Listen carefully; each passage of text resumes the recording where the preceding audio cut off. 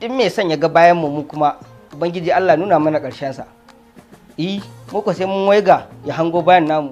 Suna na Hannafi Rabilu Musa, an haife ni garin Dallasan da ke Warawa Local Government.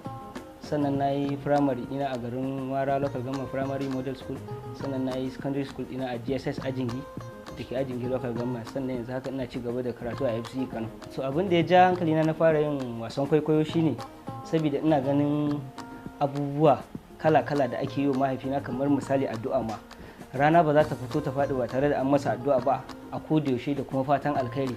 Ka ji ana ubangiji Allah ya ji kanwa ne, ko guri na je aka nuna ni, to wannan abu shine ya ja hankali na ga wannan, naga ai aiki sana'a ce mai kyau, har mahaifina ake masa addu'a, shine ya ja hankali na har na fara wasan kwaikwayo. ƴaƴan mahaifina mu 19 ne, kuma ni ne na 5 a ciki.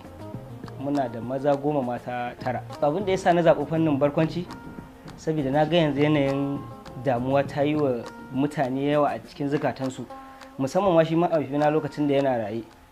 Shi ma fannin da yake ciki kenan, saboda ko masu hawan jini shi suke kallo, saboda yayi damuwa da kuma kore duk wani takaici ko kunci da yake cikin zukatan mutane. Saboda shi kansa ma an kasa masa kyamara ana acting da shi, kyamarar ma dariya yake bata, barantana kuma ƴaƴan adam. Shi yasa ni ma na zaɓi wannan yanayin saboda in ga nishaɗantar da al'umma. Sannan ina so in gaya muku wannan wanda suka yi wannan rashi, ina son sanar da ku cewa Ibro ya mutu kuma Ibro ya dawo in Allah ya yarda.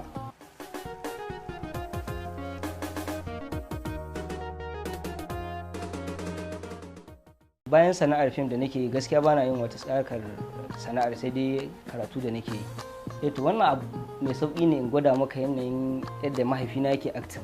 Bari in baka wani abu nasa a cikin wani fim. An kore ni daga gidanmu, an kwace matata, an bai wani banza wanda ba ma kanina bane. Reno ne aka kashi gidan nan, ka ganshi na wani dan takuraren yaro da ka san kuntu, an kashi wai shi da ya fi ni muhimmanci. Fi sabilillahi, wannan cin mutunci har yaya. Ta dangin mu ba wani yaro uwa kudu. Dama tunda na ganshi kwalkwale daga san dan kwakwa, nace wannan yaron ba dan arziki bane. Kaga wannan shi ma na baka ɗaya, bari in baka wani guda biyu wanda ake masa wani abu. Duk mai son ya ga bayan mu kuma ubangiji Allah nuna mana ƙarshen sa. Muka sai mun waiga ya hango bayan namu dan ubansa. To kaga irin wayannan suna da yawa, in na fara yi maka su ba za su lissafu ba, dan ina yi maka ma sai ka ce shine ba ni bane ba. Babban buri na a rayuwa shine in ga na cimma abin da nake so a zuciyata, kuma abin da nake so in cimma a zuciyata shine ina so in kai matsayin da mahaifina ya taka, in Allah ya yarda.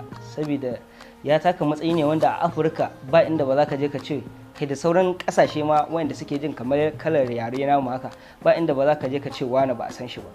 To wannan abun shine har yasa ni nake so in cimma abin da nake so a zuciyata, kuma ina so matsayin shine ina so in taka matsayinsa insha Allah.